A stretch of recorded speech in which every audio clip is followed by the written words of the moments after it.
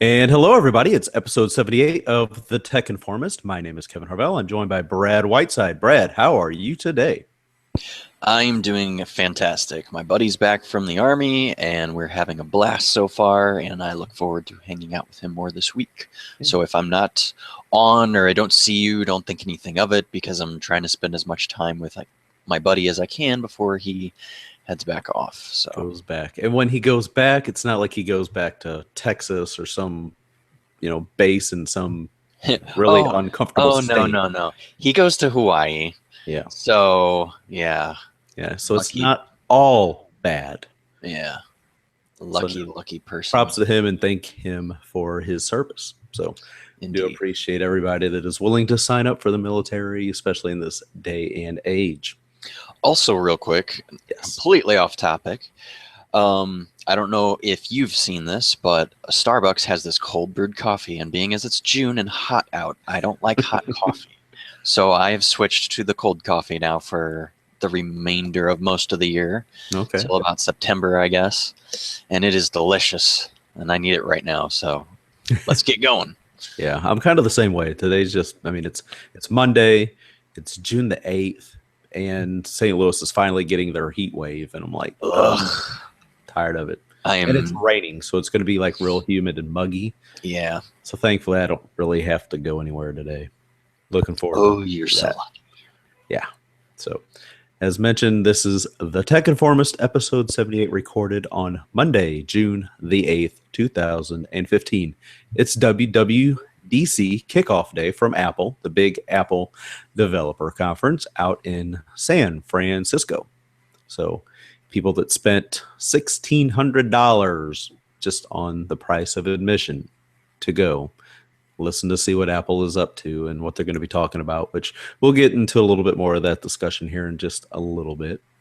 So it's a big day. Actually, by the time the show we're done recording this, in just a few minutes after that, the main keynote will kick off. So I'll probably fire that up once we're done talking here.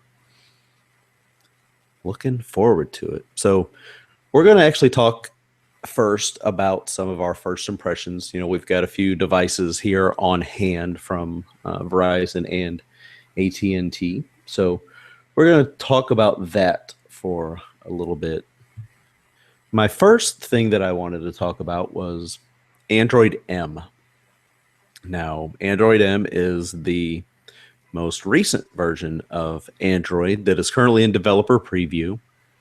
And I actually got a Nexus 5 just so that I could put Android M on it and try it out. And so far, I have to say, for a preview version of a mobile OS, this thing runs very, very smooth. Smoother than the Windows Phone, would you say? Oh, God. Yeah, which it's not in the show notes, but I will touch on that after.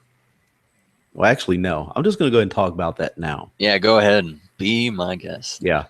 Microsoft. Seriously. I know you guys are all trying to push out Windows 10 on desktop and everywhere else. We need a new Windows Phone build to try. Desperately.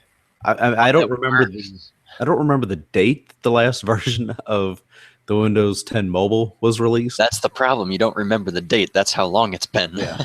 And I almost want to say it was February? No, it can't be that long. No, it was. Was it? It was at it least was sometime March. after build, because Okay. we had that one, and then I had to reset my phone. I just know it was after build, but I don't remember the time frame. Somewhere in May, I want to say. So Yeah. So Friday, I went ahead and reset my Lumia 820 back to Windows 8.1 or Windows which works Mobile 8.1, fantastic. which actually works pretty well because I'm trying to sell it. So if anybody's interested, developer unlocked Lumia 820, $75. Hit me up if you're interested. We'll work on AT&T and T-Mobile. So yeah, so I put Windows Mobile 10, Windows 10 Mobile. I'm not really sure which way we're supposed to categorize that. I put it back on my 1520. Oh my God. That sounds like a nightmare. Yeah. You get there and it finishes installing, it reboots, and it just sits there at the loading, loading, loading, loading. But here's the good part.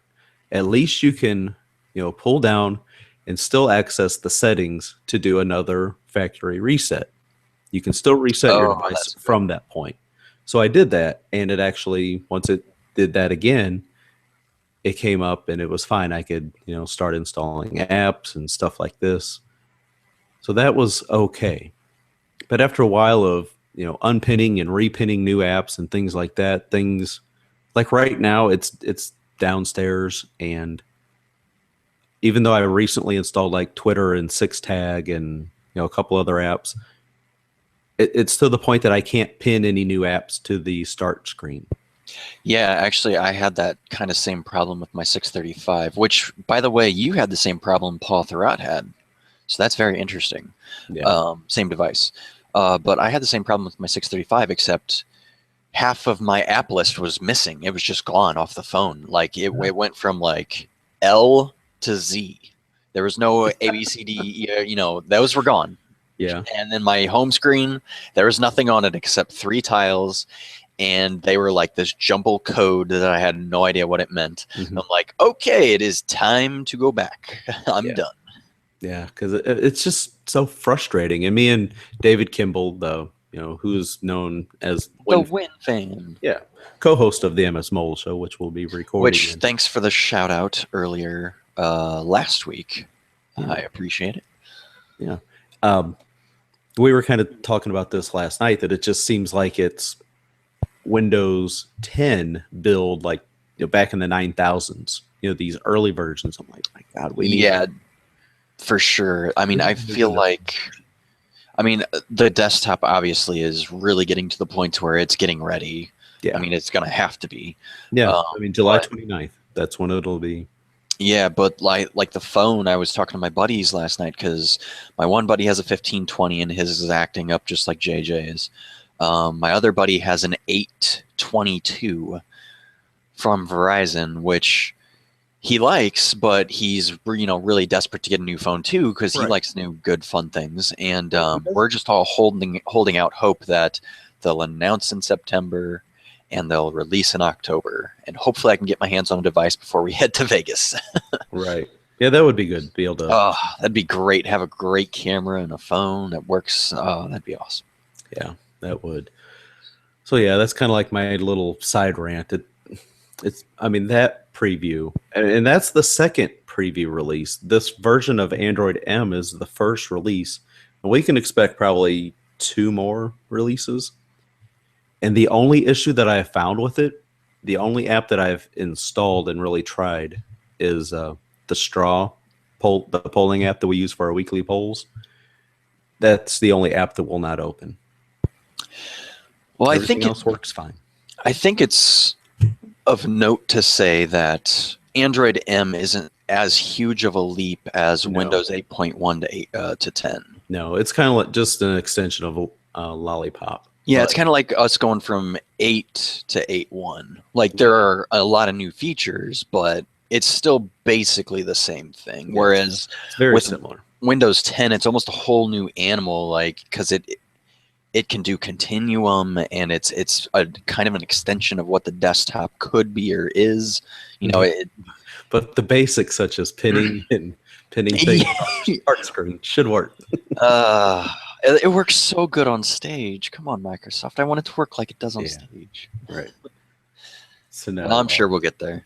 No, so I'm really happy with what they're doing with Android M. It looks good. So the new kind of app list is a little different. There's a couple other things that were different whenever you're setting up the device. And anything in particular of note? Like nothing major, just one of the screenshots that I took on it whenever I was loading it up. Let me go ahead and find it real quick. But it was just a simple question of, do you want to add, what was it? Something about email. And I will actually find it once I get into the photos. But it wasn't nothing that was like, oh gosh, you really shouldn't be messing with this, or doing anything like that. Which, by the way, I believe the Photos app in Android slash your Google account now has unlimited storage for photos. Yes, It's limited to 16 16 megapixels. megapixels. But that being said, it's still unlimited. So Right. if you want to Like, keep your stuff in multiple areas, I yeah, would like suggest. here, I'm starting up the Photos app on here, which I haven't really messed with too much yet. And I have two options: high quality, which is free unlimited storage, great visual quality at reduced file size, or original, 121 gigabits, 121 gigabytes of storage left, which is full resolution that counts against your quota. So I'm going to go ahead and just do original for Yeah, maximum, since I I've was going got to say that much left. I would too. Yeah, especially if you have 121 gigabytes. It's going to take a while to fill that up with photos. Yeah. So I was trying to find, where is it? There. Come on, a little further. Well, I know I did a screenshot on here when I was setting it up, but for some reason I'm not seeing it at the moment. So anyway, we'll just move on from that. But it was just asking, did you want to use a Gmail account? It was just one little different screen. I'm like, oh, I've never seen that before. Interesting. Yeah. All right. That's good. So now we'll go ahead and let you talk for a little bit about the LG Lancet. Yeah, so this is the Verizon LG like mid to low range phone. It cost about as much as a 635, which is what really piqued my interest because it actually has a front-facing camera, or I mean, yeah, front-facing camera. It has the sensors on the front. Although it doesn't seem to have a light ambient sensor because you still have to change it in the settings.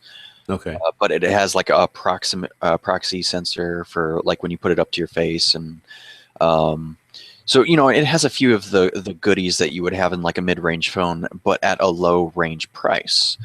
With like an LED flash on the back, which is huge because the 635 does not have that, and that is kind of an issue for some people. I mean, I use the flashlight app frequently, so to not have that on that low range kind of sucks. I mean, you can turn the phone around and use a screen, but whatever, it's not the same. Overall, though, I'm overly impressed for what this phone is. Mhm. The battery life is phenomenal. I streamed podcasts for like, I want to say 5 or 6 hours yesterday while I was at work, and it only dropped to 94%. Yeah, that's pretty good. So Yeah, so I mean, 6%. It's pretty good. I don't have a ton of stuff running in the background because I never do. I always go for maximum battery life and just have the essential stuff like weather, email updates, things like that. Right. But yeah, the battery life on it is pretty phenomenal. The screen, for just being like, I think a 720p, is gorgeous. I would say the phone is very like comparable to a 920 almost in a few areas, not everywhere, but I don't remember the megapixels for the camera. I want to say it's 8 megapixels, which I haven't done any shots yet, but I'm going to be comparing. When I do my review, I'm going to be comparing my 635 with the Lancet because that's the phone I want to compare it to because it's right in the same price range. So for the people who don't need all the bells and whistles and are just looking for, just that, cheap phone to get them by for a year or a couple of months or whatever it may be, that this is the phone for you. Like Windows Phone runs best on the lower end compared to any phone out there. Everyone seems to agree with that. Now, obviously, there are limitations because we don't have every single app available. But, if you don't need every app, I would say it is by far the best choice. Nice, nice. But yeah, so look forward to my review in the coming of weeks. Yeah, definitely want to get together so I can kind of take a look at it and compare it to the Nexus 5. Because looking at some of the images, I mean, I know the camera placement is different and some of the other little tweaks, like I think the speaker is directly on the back of the Lancet. Yeah, I do have one complaint though. The Okay. button placement drives me nuts, and they stick out too far. And they're on I- the sides, not the back like current LG devices. Correct. They're not on the back like I actually currently really like on the LG G Flex 2. Mm-hmm. And I believe the LG G4.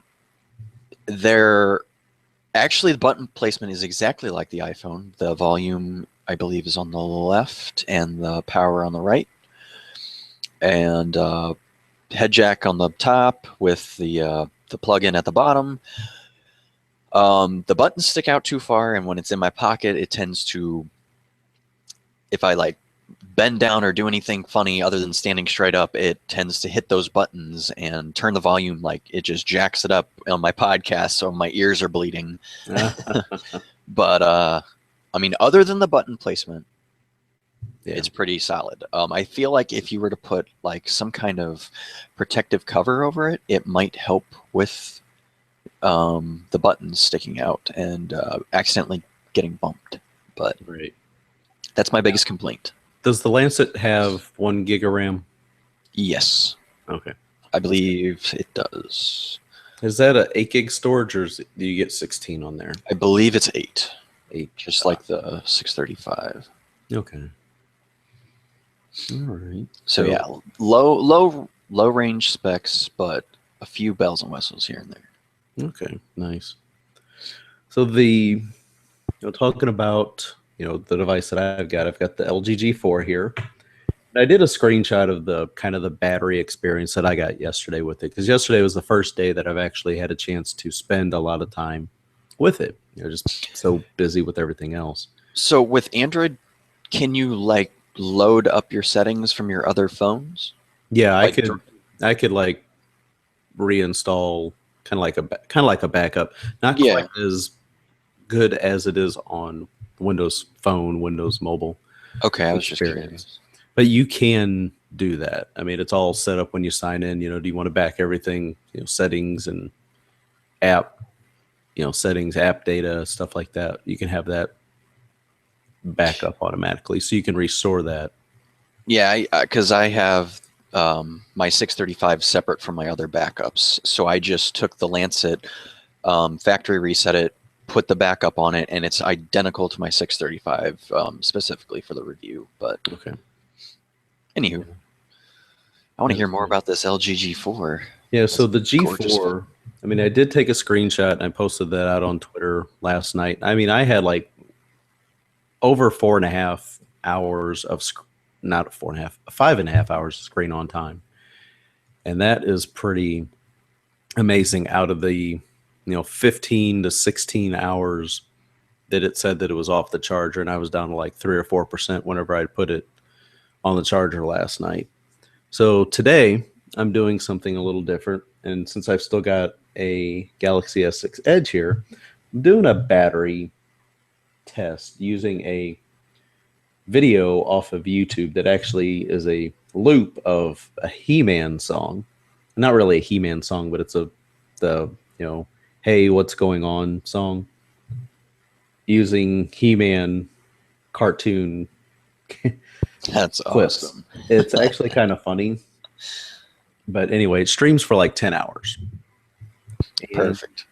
Since I've had it running, the G4 is down to 95% at the moment, and the S6 Edge is at 92. Now I've got them both cranked up to full brightness now, and just letting it run. Just a little video. I'm not playing the audio because, well, it'd drive me up the wall listening to that for that long. So, well, and the video is gonna be the true tester because it's, it's something that it's how you interact with your phone. So your screen being on the entire time for the test, hey, this is how many hours it lasted streaming this video with these settings. I think that's a pretty fair test for both of them. Yeah. And actually using this particular video, the idea came from Jerry Hildenbrand from Android Central. He's like, yeah, get this out of your head. Like, so that's awesome. So yeah, I've actually been using that, just cue it up and let it run and see what happens. It's actually a really good idea, though. Like, grab some 10-hour video that's just ridiculous or whatever, and mute the phones and just let it play through it and keep going and keep going. I mean, you'll definitely get an idea of how long that battery lasts. Yeah. But, looking at the displays, the S6 Edge display from Samsung is a lot more vibrant than the one on the G4, which kind of is to be understandable. Samsung does really, really fabulous job with their displays.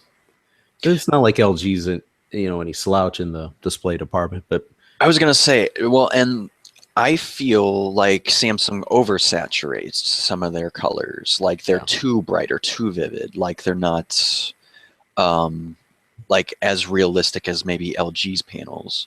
right.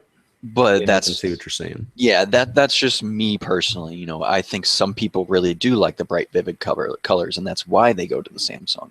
Because let's be honest, I mean, I bet that phone is just extremely bright compared to the LG. Yeah. But Yeah, so I'll definitely be mentioning the results of what I find for today's specific test on these two with their batteries, just kind of to see. So like right now it's at a 91 to 94%.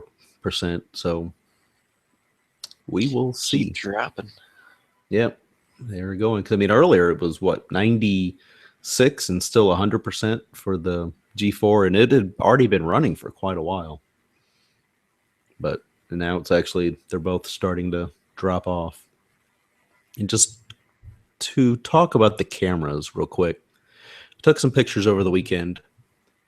And right now, I would still give the camera a slight edge to the S6 Edge, just with some of the sharpness and the actual true colors. And that could just be the fact that I'm viewing them on the phones. I haven't viewed them on a computer yet. Oh, that's a good call. But as of right now, I would give it a very, very slight edge to the S6 Edge camera from Samsung. So you still like the Samsung camera? Just barely. Barely. Okay. Just So barely. it's just like that, just a hair. Just Yeah, a hair. I'd definitely be interested to see them side by side on the computer, like you said. Yeah, so whenever I do my review on the G4, I'll have that. And in fact, I'll probably be a very similar comparison on the S6 Edge whenever I get around to writing that review as well. But both phones they're really nice, and the speaker on the G4 is actually pretty loud, even though it's on the back. It's pretty loud. You can hear it really well. It's kind of the sneaky good, kind of like the Lumia 1520 speaker. Yeah. Or you don't expect it to be super loud, but it is really loud. But it's not like HTC boom sound loud, is it? No. Nowhere near that kind of loudness. All right. So we'll go ahead and talk a little bit about some E3. E3 news. The conference kicks off next week. So go ahead and talk a little bit about some of these rumors in here. Yeah, so E3 is just a fantastically fun time in the gaming world. I mean, we all get excited for all the rumors, regardless of if they're true or not. Some of them just, bring back some great memories of, things that could have been or things to come and whatnot. And I just kind of wrote down a handful of kind of the biggest rumors that are out right now and some of like the ridiculous ones. So I'll just kind of go down the list of, the ones that I kind of pulled from neoseeker.com, which actually came up with a pretty good list of stuff that are confirmed and things that might show up and then things that just probably won't make it at all. Okay. But Nintendo has rumored that they might have something for Metroid, which that is awesome. That would definitely make you a happy guy. I would be a very happy person, and I would go out and buy a Wii U immediately. Star Fox is definitely going to be there. They had already said that they're bringing Star Fox, and so that's going to for sure be at E3. And I couldn't imagine them not having a Pokemon game of some kind. Whether it be for the EU or the 3DS, I'm sure it'll be on something because it's been a yearly release lately. But also the little amiibo like toys. Kitty, get out of here. The It's little showtime. He knows to show up. yeah, exactly. Here, there's a pillow. This will keep you away. Anyway, the little amiibo toys, they look similar to something like this, but Yeah. they have like a little NFC tag, like in the bottom or the base. Yeah. And They work with Smash Brothers Wii U, I believe. yeah, and I believe they're like they're like a character that comes in and can help you during battles or something like that. And they only work for certain games in certain ways. I want to collect certain ones just because they look so good.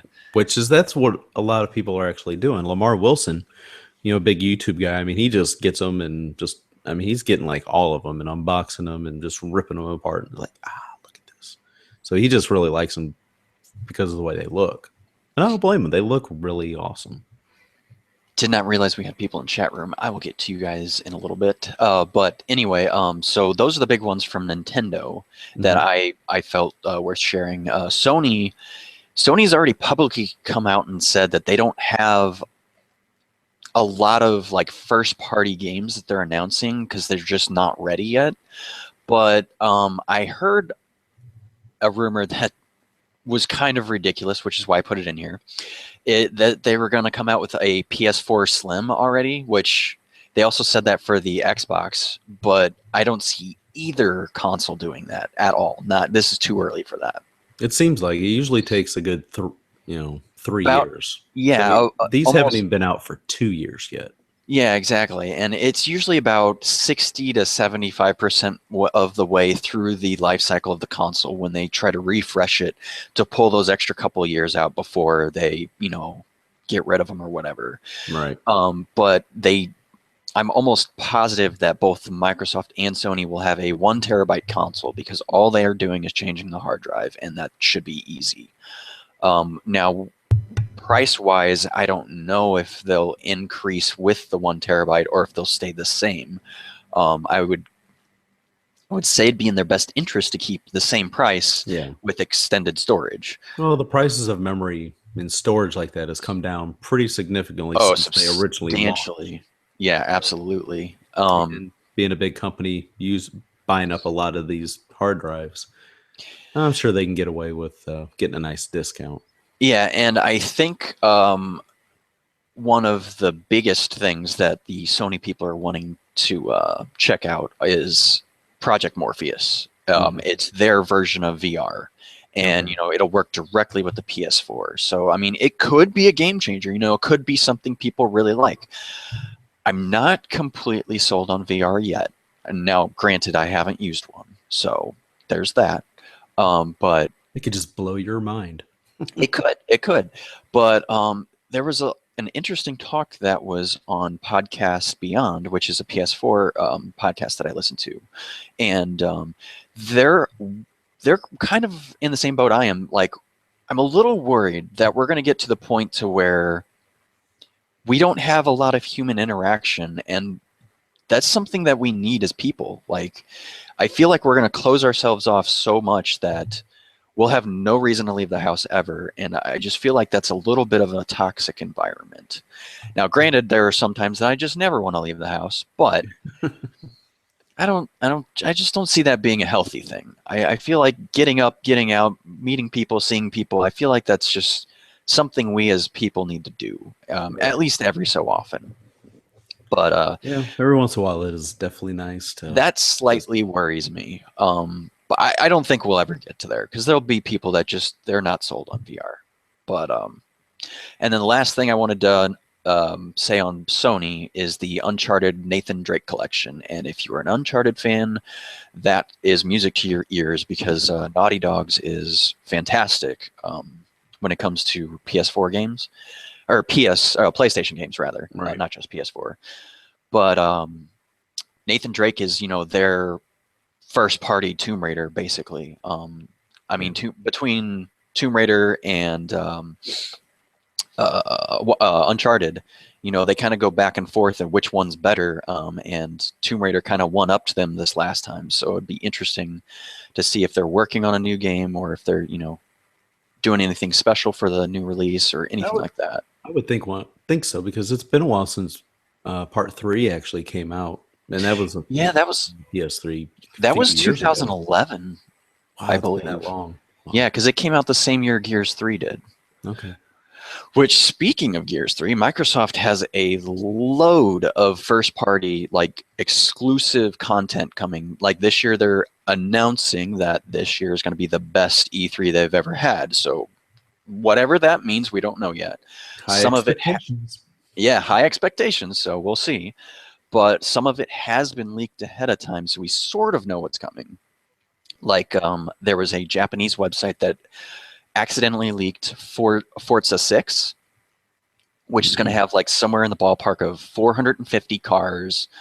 You'll be able to play up to 24 people on a race at one time. There's some new like weather that they're adding in. Apparently the graphics are just phenomenal. So that'll be really interesting to see. But there is also talk of the Gears of War remastered, which I'm super excited about. The only thing that worries me is if they just polish the graphics rather than the controls as well.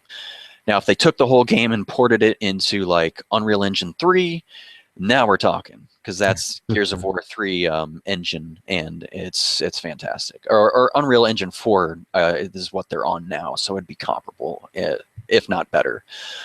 Then there'll also definitely be talk of the next Gears of War. Rod Ferguson of former Black Tusk Studios, which is now the Coalition. They changed the name to kind of, once you hear the name, you know it's a Gears of War. That's just all they do. So they'll be talking about that for sure. Things that I would love to see them talk about. Battletoads. Phil Spencer has been teasing Battletoads. It seems like forever. Actually, since the January keynote that they did coming out on Windows 10, Battletoads. He came out, with the Battletoads T-shirt. Did you play Battletoads when you were younger? No, I've played on an emulator. Okay. And you can't really control games on a smartphone like that very well. So Battletoads reminds me of a lot of these the newer 2D like kind of like side scrollers, platformers, if you will. It's just, it pokes fun at itself, and it does it very well. So I hope they keep with that, and I really hope that Rare is working on Battletoads, or some company is, and it'll be out very soon, because I'm really excited to see that on the Xbox. There will be a new controller that you won't need a little adapter where you plug in the 3.5mm jack. It'll just be built right into the controller.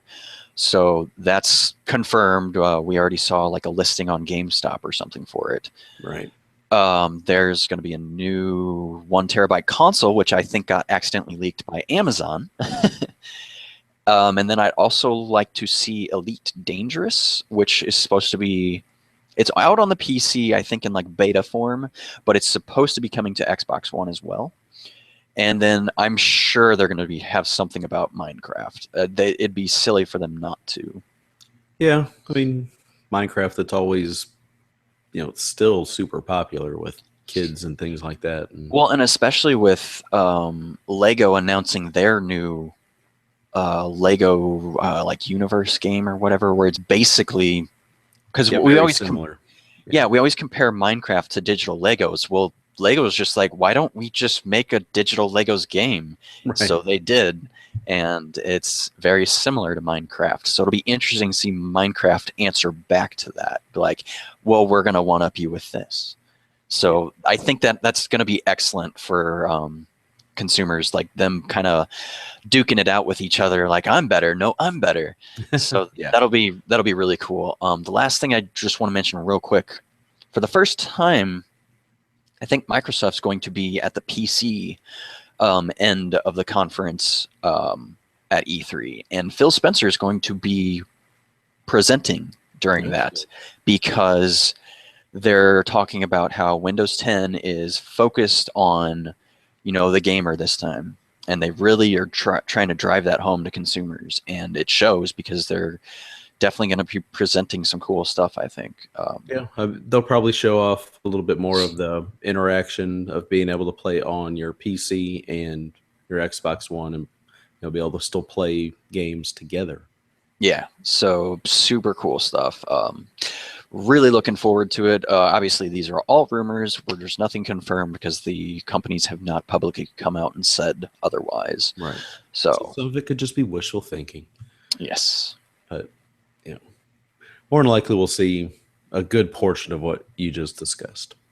Yeah, feel free to hit me up on your E3 rumors and what you think might be there or might not, or if I'm just completely wrong on everything. I welcome all of it. All right. So as we mentioned at the top of the show, this is WWDC week. Kicks off today with the big Apple keynote. Obviously, we're probably going to get information about the next version of iOS, which would be iOS 9, and OS X for the, MacBook Pros and, MacBooks and stuff like that. So probably get information on new versions of those.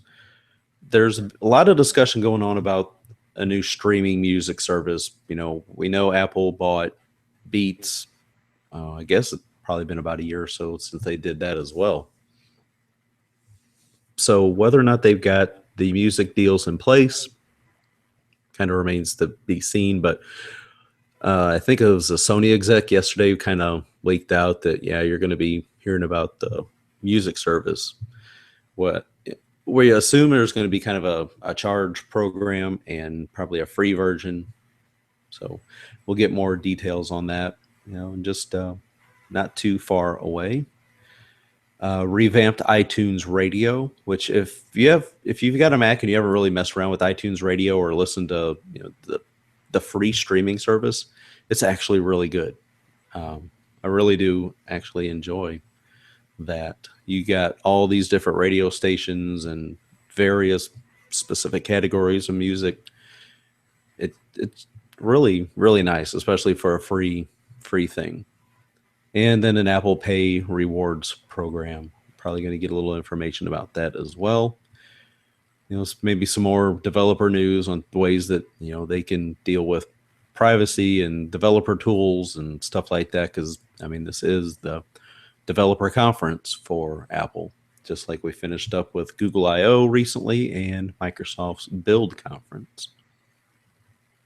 So just looking forward to what Apple has to share with us.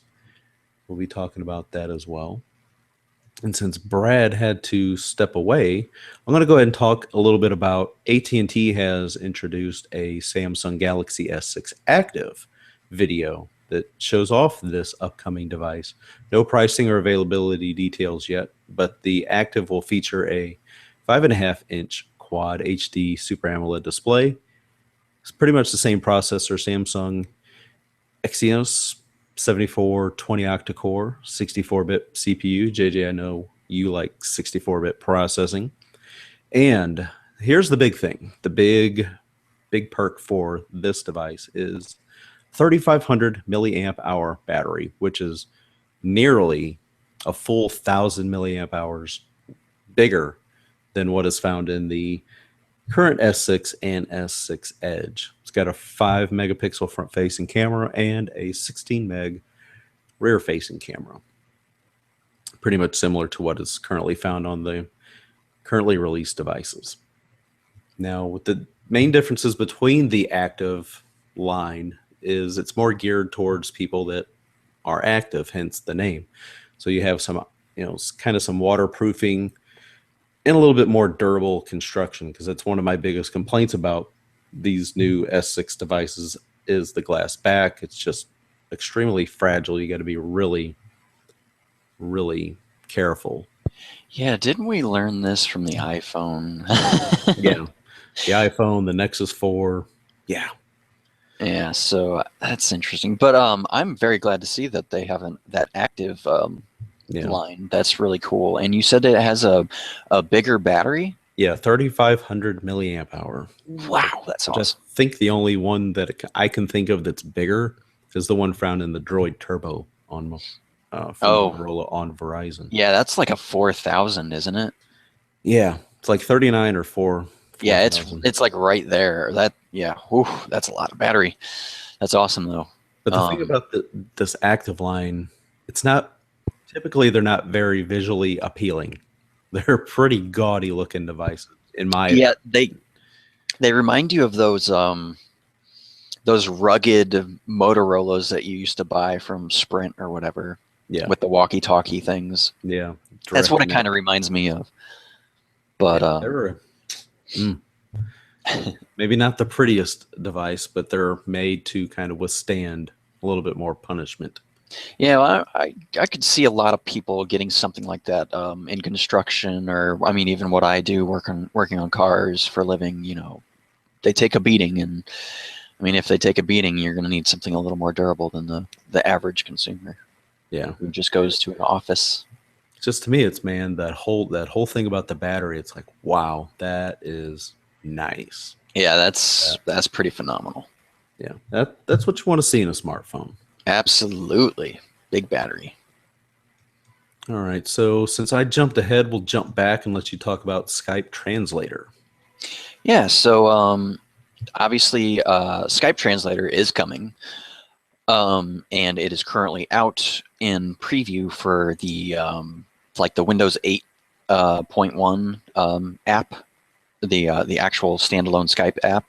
But a lot of people do not like that app, and I get it. It's very different than the Skype for desktop. But fear not, if you want to try out the new Skype Translator, it is coming for Skype for desktop later this year. Nice. Um, so that is good news for those of you who are very interested in something like that. I feel like Skype for desktop is definitely for the power user. I feel like I can use it just about anyway. It seems to work, great for me on the regular app or desktop or what have you. But like I said, not everybody likes the 8.1. So Skype for desktop coming later this year. We'll keep an eye on that. Yeah. Which side note, the languages supported as of current are English, Spanish, Italian, and Mandarin. Yeah. Interesting. It also And supports 50 written languages for instant messaging. right. So that's pretty cool stuff because I know Google does some really good stuff with their translator apps on Android, and it's good to see that Microsoft's implementing a lot more of this translation stuff into Skype because that's a big way to communicate with people. Yeah, I mean, it's just another example of how technology can enhance our lives, for the better. Yeah. So, Good stuff. All right. So you are up next with the yeah, speaking of Microsoft, I think we have a solid date on the T-Mobile launch of the Microsoft Lumia 640, which is about a mid-range handset with the specs very comparable to a 920. Mhm. So if you liked your 920, you probably like this phone. It's set to launch June 17th, which is a Wednesday, I believe. And sorry, let's see, that's a Wednesday, and they're thinking that so Microsoft Store briefly had listed it for $89 off contract, Mhm. which is a really good price for a phone of that caliber. Yeah, it would be pretty crazy. But Walmart had it listed at $100, so I don't, and that was like a oops, early, way too early. So I mean, I don't know what the price is. That's still not confirmed, but we kind of have a ballpark. It's going to be, right around that $100 mark, which off contract, that's phenomenal. Right. I might consider, doing something like that. Just to hold me, like I said, right now I'm just, holding me over till the new flagship. And, it has a 2500 milliamp battery, so it's not, but it is removable, but it's not as, great as the 1520. So that could be an issue, but that's the non-XL version. So Right. So looking forward to that, and we should probably have some more information about the AT&T release in another week or so. I would Yeah, I for would me. bet money it'd be sometime this month. It has to be Looking for I think it's going to be like a July release on early that. July. That could be too. Yeah. Alrighty. Yeah, I believe that.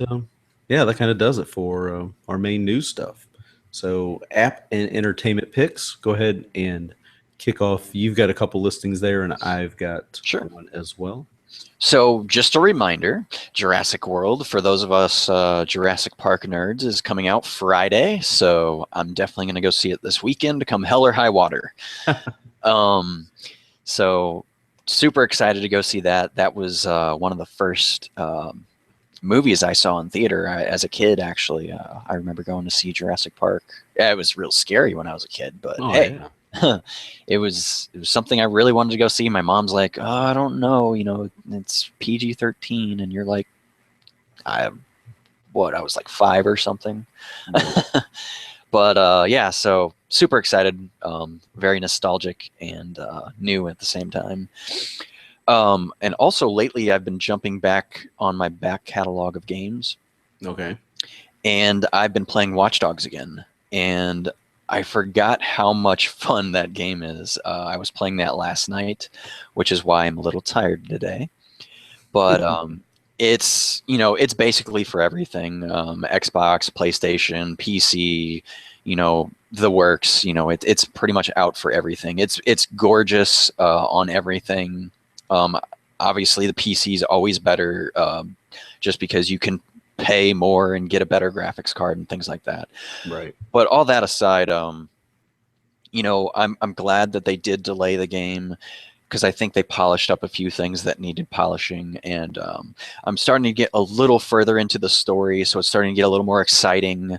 Instead of me just doing a bunch of side quests, because you can literally just get lost doing side quests on that game instead of the actual story. So because when the game first launched, you can actually invade other players' games too, which is it's so much fun, and it's a little scary sometimes too when they invade you, because Yeah. you have to go search them out and take them down or kill them, Wow. and it gets tense. There was only one time that somebody evaded me, but I always seem to be really good at evading them. Okay. So I don't know. I was pretty good at that, but yeah, a lot of fun. Obviously, the invading only happens if there's a lot of people playing the game, and right now that's not really the case because all the new games are out, and it's about a year. Watch Dogs has been around a while now. Yeah, it's about a year and a couple weeks old. So I mean, some people, they don't like the invading stuff, so it's just not. You can turn it off too. You don't have to have that on all the time, but and it doesn't interrupt you during like your main missions or anything like that. It's just when you're out and about, running around. But it's based in Chicago, and you can definitely tell because there's L train running back and forth, and the formerly Sears Tower. I don't know what they call it now. Right. And then there's a Wrigley Field, which I think is where you start out at, but they don't call it that because of Licensing and stuff like that. But it's a good time. It's lots of fun. Definitely check it out. It should be super cheap now. So, all right. Now I'm going to talk a little bit about an app called Phoenix, Fenix. Now this is a Twitter client for Android, and I had about $9 kind of accumulated from doing surveys and stuff in the Google little survey rewards app, and just by filling out little surveys, which are very short, like 1 or 2 questions, multiple choice stuff, just pick something and it'll get 15 cents or 24 cents, and it gradually accumulates. So I was looking to spend some of that yesterday. I'm trying to find some apps that normally I wouldn't buy, but I'm like, we got almost $9. Why not try something else out? And I'm always looking for a good Twitter experience on Android and any really platform.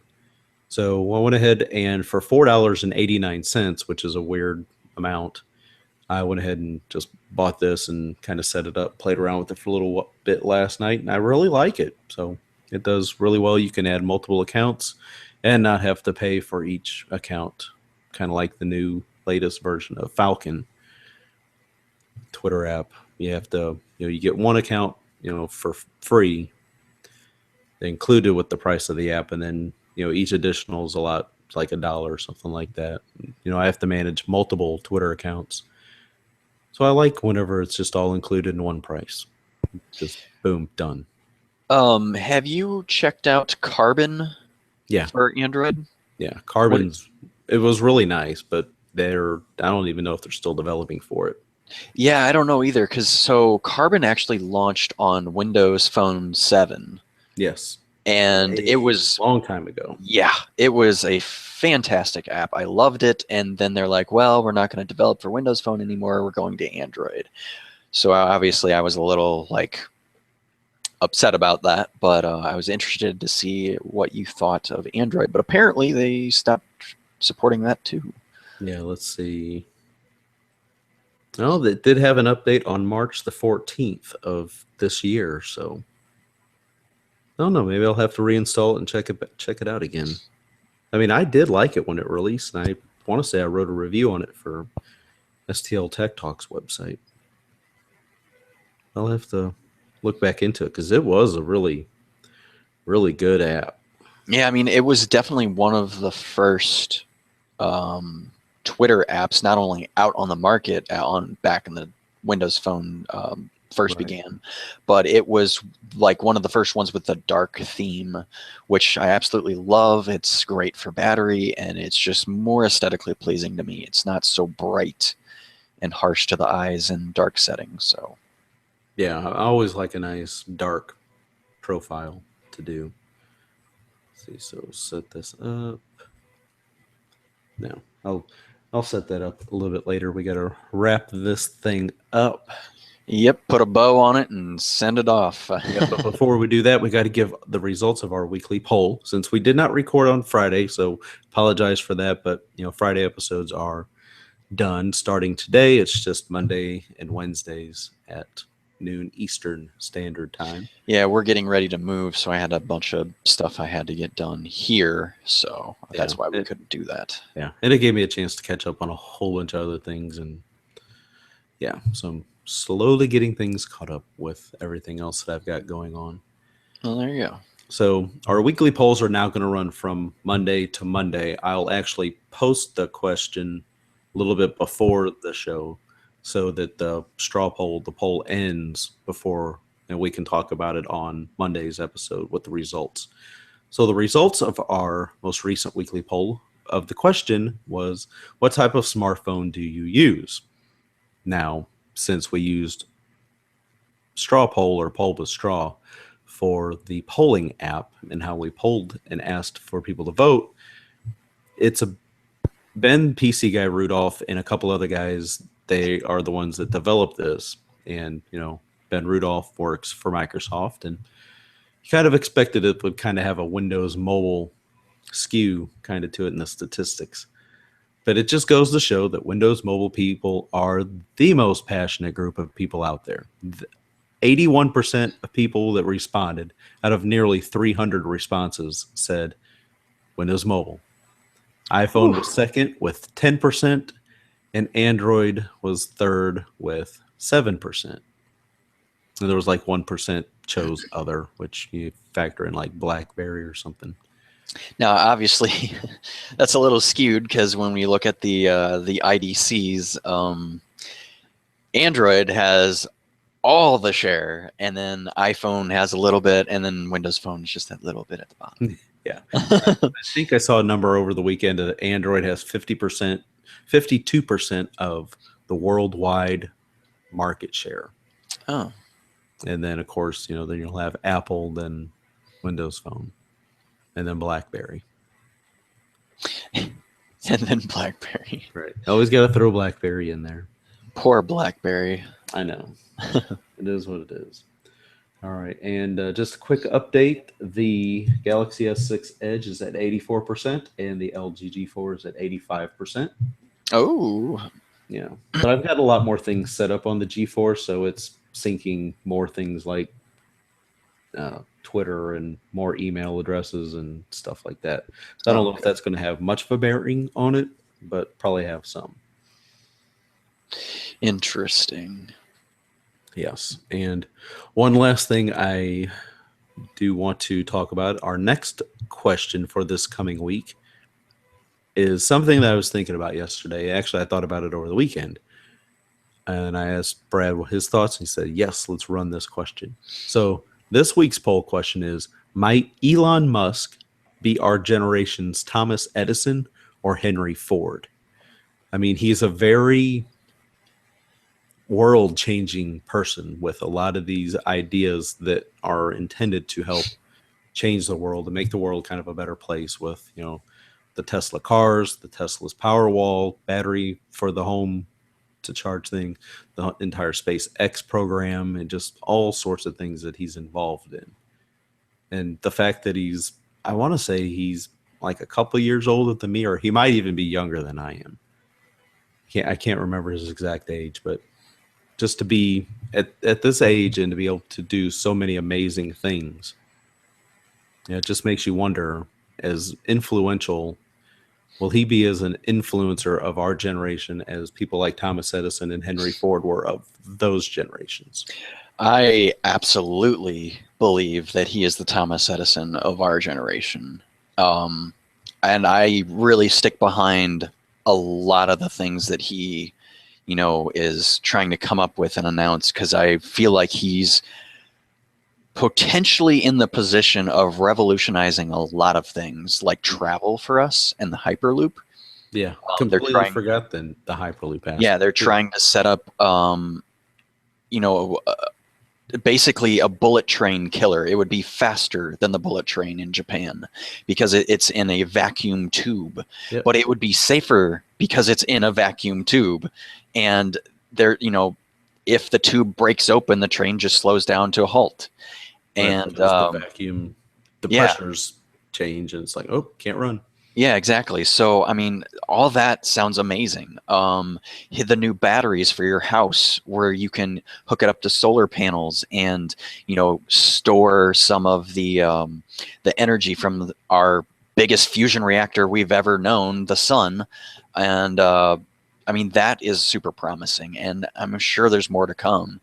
I mean, he's really thinking outside the box, and it just seems to come natural to him. Right. And he's just like a real genuinely like nice person. And I really, really look forward to all the things that he has to do with our society and, tech wise, really look forward to that.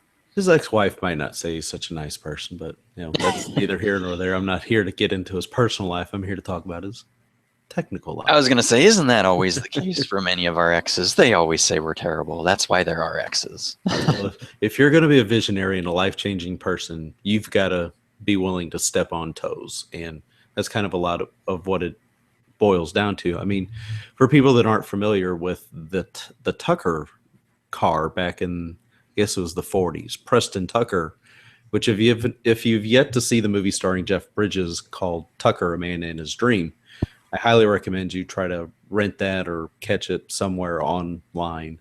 This is a very good movie about the resistance that he found trying to change the car industry with implementing safety features way ahead of its time. And he caught all kinds of resistance from, the good old boy car network, which essentially put him out of business. And I'm sure that there will be people resisting him, but I feel like the informed people of today were so much more informed than what we were that we will overcome any lobbying that they try to do to stop him. Right. Well, Texas did turn down where Tesla can't sell cars in Texas because of their direct to customer sales market. You start messing with the money of those car dealers. Yep. They don't like that either. So that's okay. As soon as Tesla is available for, under 30 grand, about that 20, 25 if they start getting in that price range, I'm getting me one. They're working on it. Yep. As soon as they're there, I'm grabbing one. I will go all electric for sure. Yeah. All right, so that pretty much does it for this episode. One last little thing, though. Happy birthday to Raw. Yeah. Raw, happy birthday, buddy. Didn't know that. Our MVP, Raw, thank you so much. Wish you could join live, but I know you've been busy with work lately. So hopefully we can get you back on and join us as well. So happy birthday to you, sir. So that does it for this episode. Brad. All right. In the books. Yep. It was a good one. Yep. So everybody, if you have any comments, suggestions, or feedback, email them to contact@thetechinformist.com or let us know via social media, Twitter, Facebook, Google+. Just let us know. I'm Kevin Harvell. You can find me on Twitter @Kevin Harvell, and you can find Brad Whiteside on Twitter @Holy_Shadows. So until then, consider yourself informed. We'll see you on Wednesday. Take care, guys.